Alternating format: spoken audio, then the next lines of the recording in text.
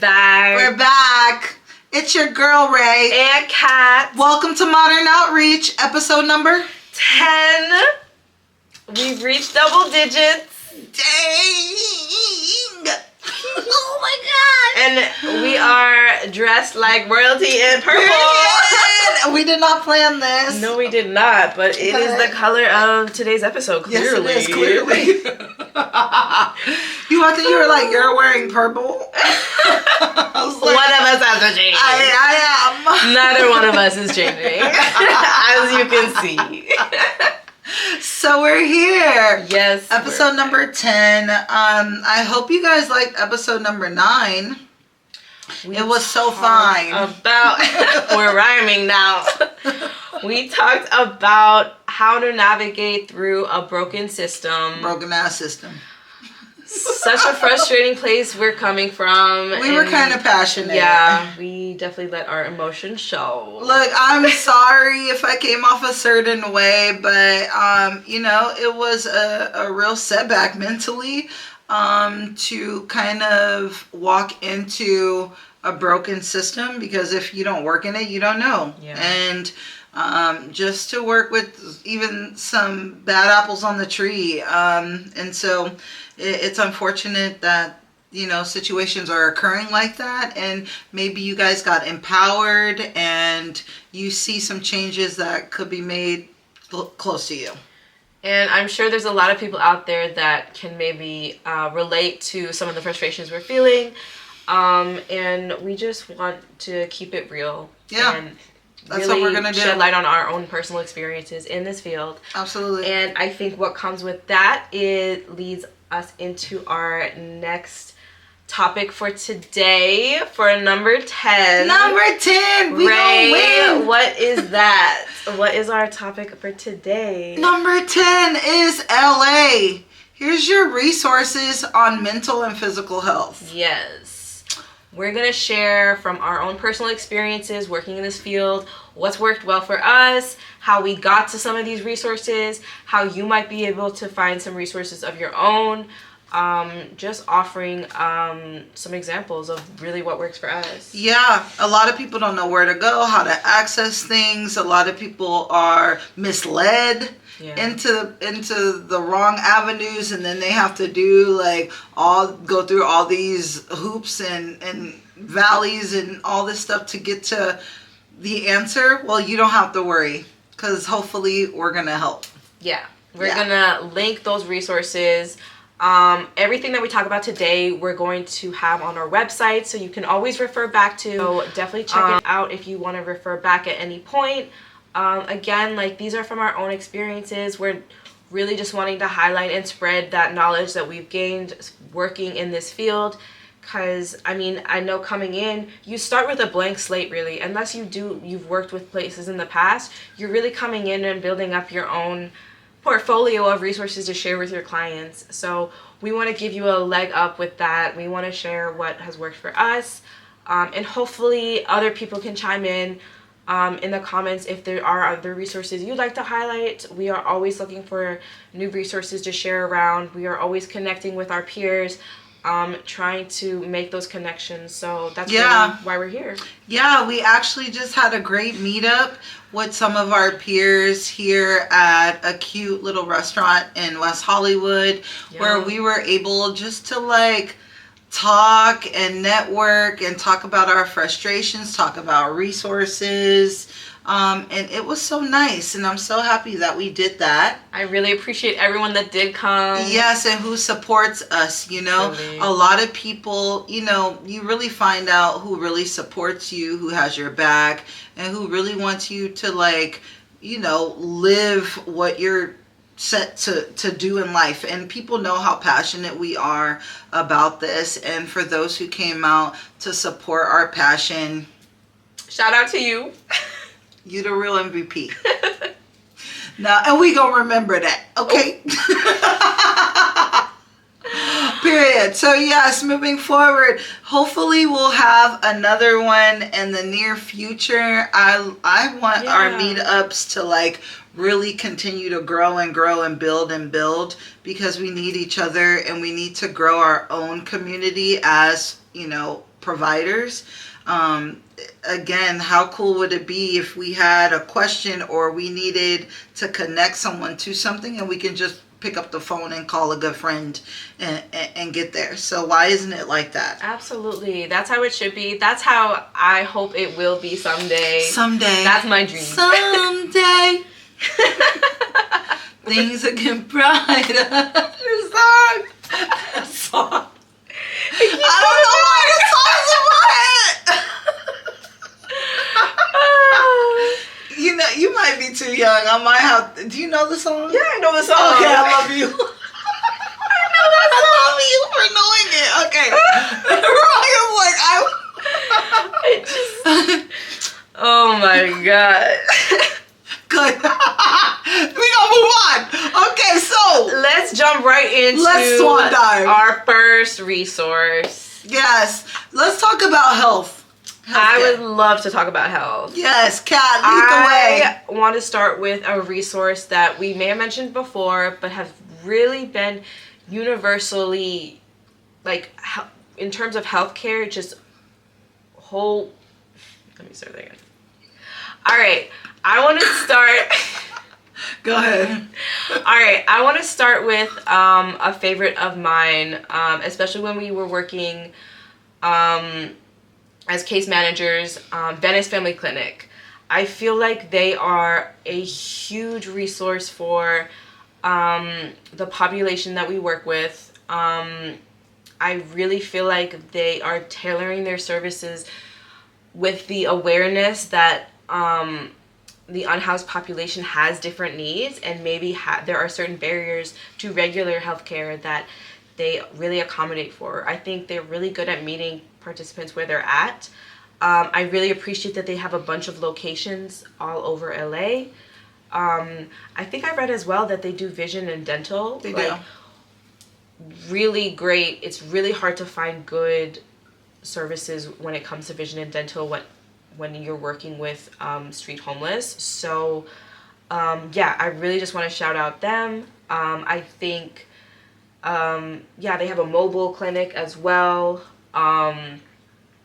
They do they have a pharmacy.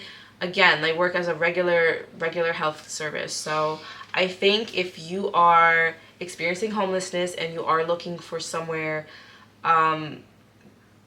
that can, maybe you have had negative experiences with healthcare in the past, try Venice Family Clinic. Again, like, not everywhere is going to work for everyone. Always you've got to check your insurance, but they're very inclusive with their insurance. They'll take Medicare. Yeah, that's my first one I want to highlight. Good, really good starting off point when it comes to healthcare. Yeah, for sure. Just to add a little bit about Venice Family Clinic, I also love them so much too. When do you ever see a clinic that advocates for clients to get put in the shelter, to get off of the street? I adore one of the doctors, and I will say his name because I just feel like he deserves it. Dr. King, he's on the west side. If you work with Venice Family Clinic, everyone knows who Dr. King is.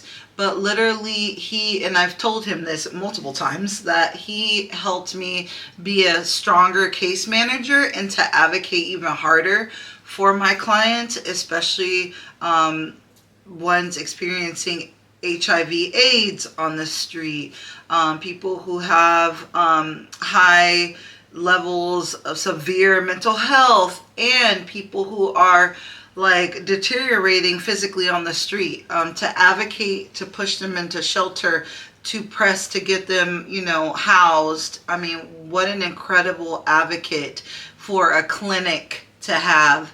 The mobile clinic that you mentioned is fantastic.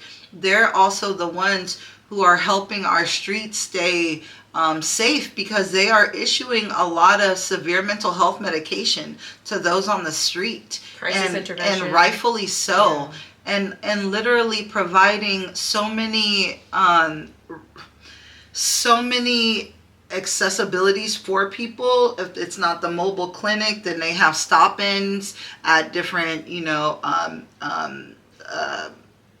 access centers and things like that where you can just stop in and see them. They're at different sites on this day and that day, so they do make themselves accessible to people, which I absolutely adore. So thank you, Venice Family Clinic, for everything that you do for the community. Yeah. Next, I want to talk about a different element of health support, which is IHSS, in-home care Services. In-home care services.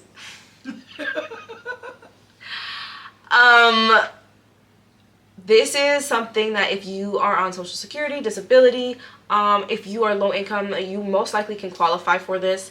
It is that in-home, it's at any degree. I mean, it to the point of like if you need someone to help with like maintaining your apartment a bit, maybe coming in weekly. Maybe you're getting older and you're not able to do the things that you're used to being able to do. Maybe you have a disability and that's incredibly challenging and you don't have family that's checking in to support with you.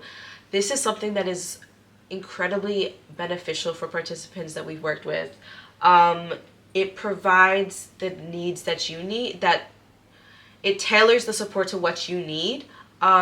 It does take some time. You need to apply. Again, we'll link this in the website. If you're a caseworker, you can help refer a participant. I think for participants that you maybe see that are unable to maintain their apartment,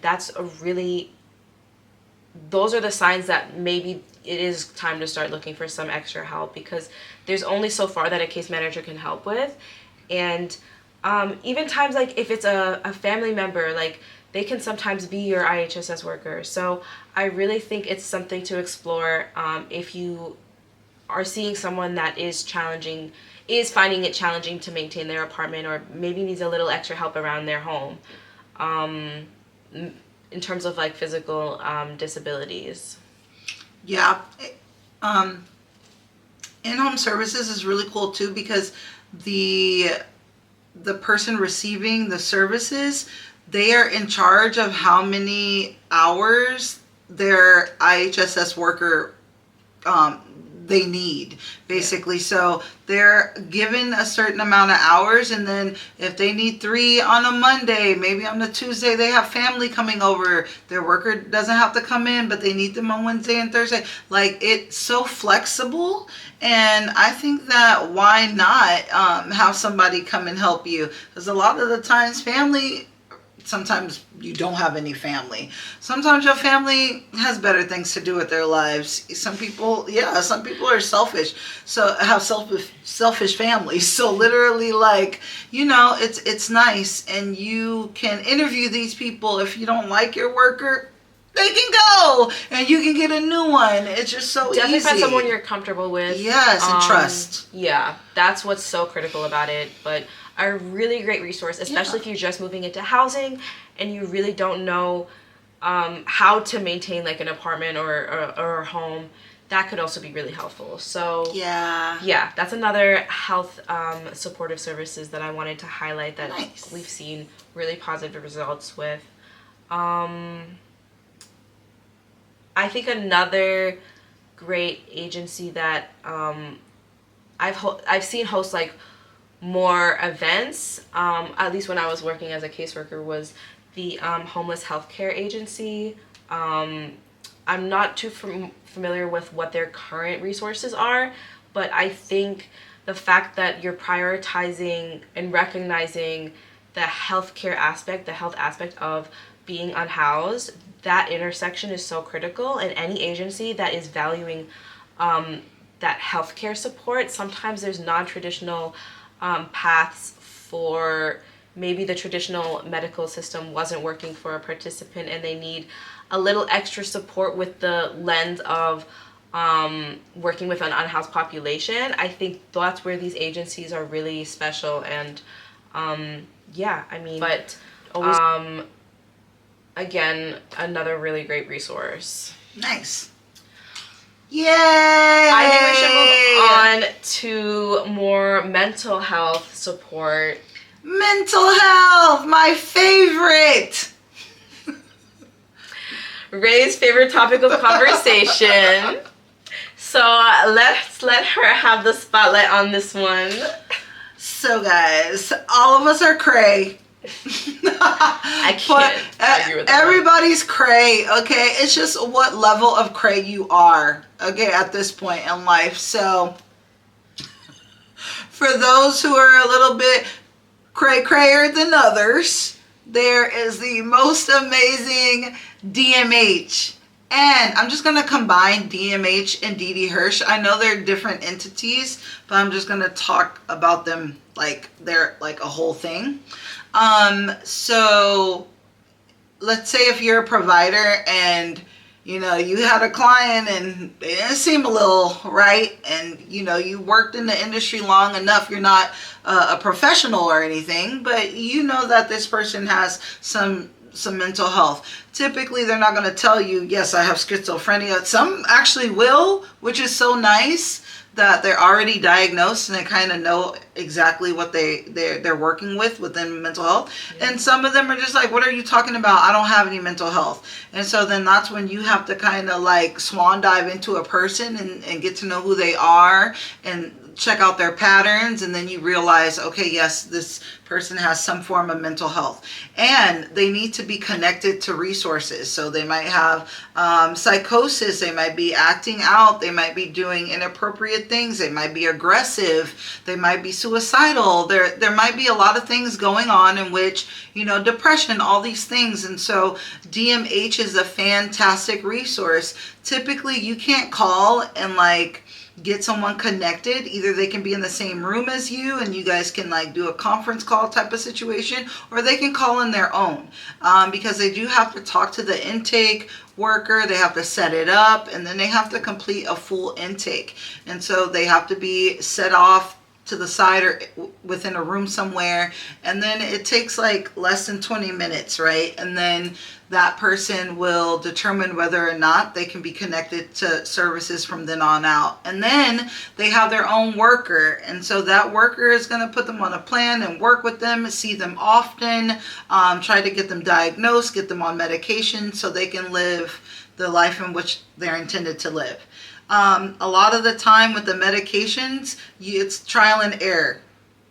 There's a lot of medications out there, and which one might not be good. I've had people sleep all day on their medications. It was too strong, and then they kind of have to play with the dosage and things like that. Some are chemically imbalanced people. Some chemicals don't work, some do. It's all trial and error. But once they are connected to the proper meds, they can get on a plan and live a successful life and thrive. And so it's so important to get people connected to those resources, because it's really hard for people to find themselves again and to get through all the traumas in which created this mental health, and then they kind of have to work through it. When, you know, substance use and mental health are combined, that's a different beast and monster. And so those people definitely need 100% to be connected, because a lot of them are, you know, on drugs because they're trying to compensate for not being on medications for their mental health. And so,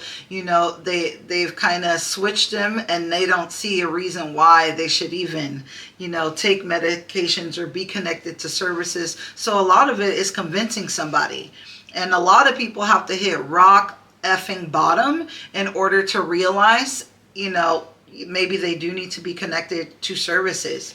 And they could be getting arrested, they can get beat up, they can overdose and somehow survive. There's so many different scenarios that can happen for them to understand that they need to be connected to mental health.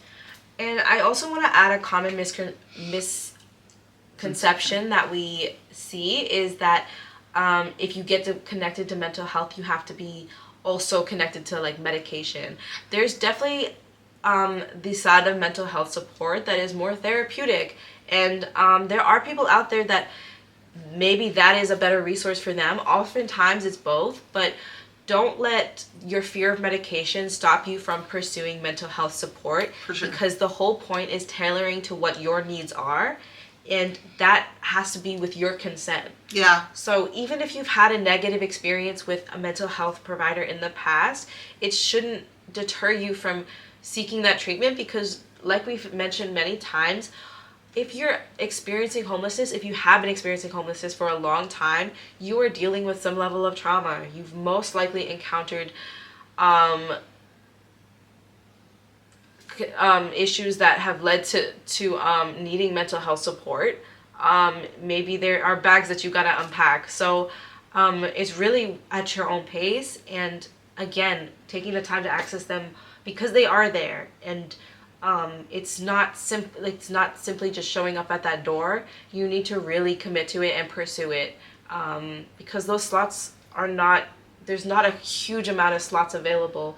We are in such need of more mental health support in this field. Mental health housing as well, wraparound services as well. Honestly, to have project-based housing that is centered around mental health is, again, I will nail it in the ground, an amazing resource for somebody that's going through mental health, because all the services are inside. So again, getting those intakes completed and being connected to those services, the therapy, absolutely, and just having a companion. That when you do need to talk to somebody, again, a lot of people don't like to just put their mental health out there to friends or family. So what an amazing thing to have a confidant outside of that you can kind of tell your deepest, secrets and your deepest worries to, and they are going to safeguard those for you and help you through your journey. So I think that those are amazing resources to utilize, and they are extremely important.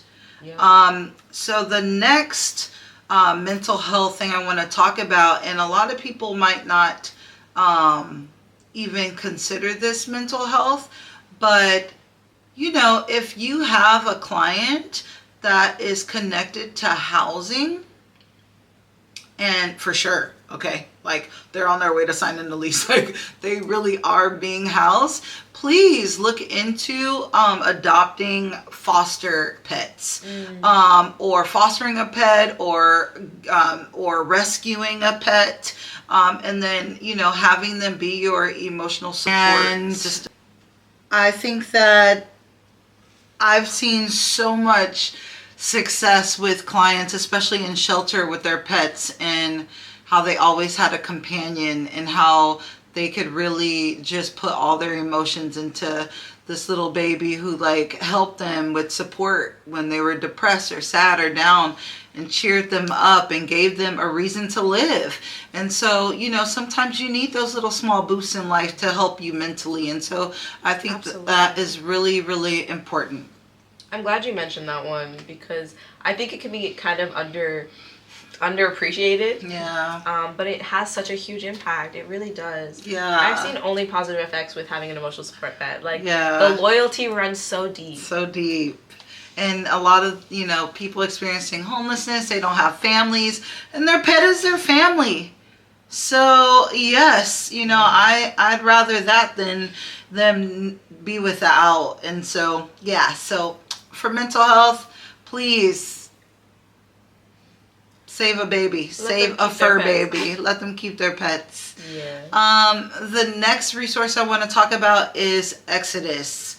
Exodus is amazing. Did you know that they have an emergency pharmacy? Really? They do. So if you're in a fire, if you lose your medication, how many clients lose their medications or they're stolen from them? Exodus has an emergency pharmacy where anyone with Medicaid, Medi-Cal can go there, and they could actually fulfill your mental health medications, which is fantastic. Huge. In Culver City, they have an amazing Exodus facility where one side is interim housing, which is shelter, and then the other side is permanent housing, like SRO. And it's a creative way to house, because you can outreach someone off the street. They can go into interim housing, and once they get their paperwork, once they're ready to transition off the street into housing, then they could apply for permanent housing, and it's all together with wraparound services. Again, amazing, hybrid type of situation where they are supplying need to two separate populations within the same grounds, basically. So I think that is a cool, innovative way to do that. So yes, and I believe that they're helping encampment people, people who are living under highways and things like that for priority spaces. No, and that's so smart, because so many people that are unhoused are suffering a mental health crisis, and having someone that's able to go out and assist, that is trained in mental health services and mental health treatment, I think that's so critical for some people that maybe the outreach team isn't able to engage. So it just takes it a level up. I think they have a really creative way of problem solving a lot of these situations that traditional medical services aren't able to address. So really good agency to highlight. I really have had such positive experiences with them. Yeah, absolutely. And lastly, I want to talk about agencies who provide FSP workers. FSP workers are essentially case managers that have clientele with higher level of care mentally, like extreme, severe mental health. Typically, a client might look like someone with severe schizophrenia. And so where that is kind of out of an intensive case manager's role, a case manager's role, we are not trained that well for higher level of care when it comes to mental health, where a FSP worker steps in and they are qualified for that position, where they will help them with their day-to-day things and really take more kind of magnified approach to a client with severe mental health. I have seen a FSP worker really intensively work with someone who no one could handle. Okay? I look at FSP workers like they're superheroes, because they'll have a whole caseload of severe mental health clients and soar and move them forward and get them housed, and still go through the riffraff where I would be like, yeah.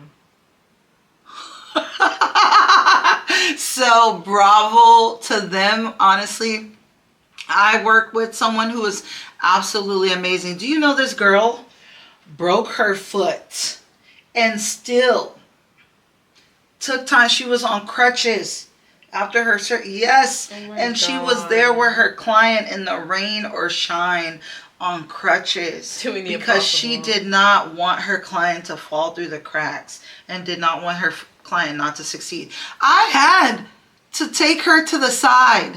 I hadn't talked to this girl ever. I had to give her flowers, and she cried and said, "Thank you so much. Like, I do all of this. Like, I didn't expect for people to be looking. No, girl, I see you." And people like that should be praised, because they are taking care of the population that no one gives a damn about. So I respect them, and I honor them. And if you are a good FSP worker, that is. If you guys ain't doing that level of work, then get up out of here.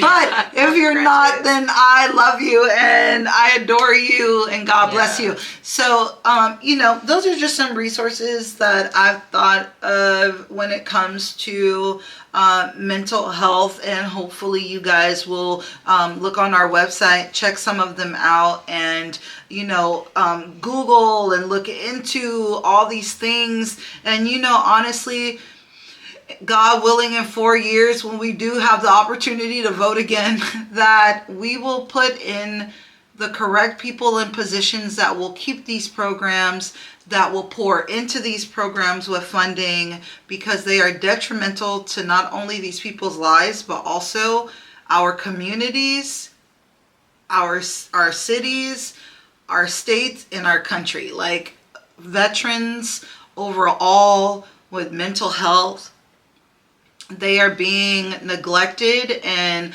veterans are one of the highest populations with severe mental health. And so again, pouring into these resources, we need the leaders that understand the importance of these things.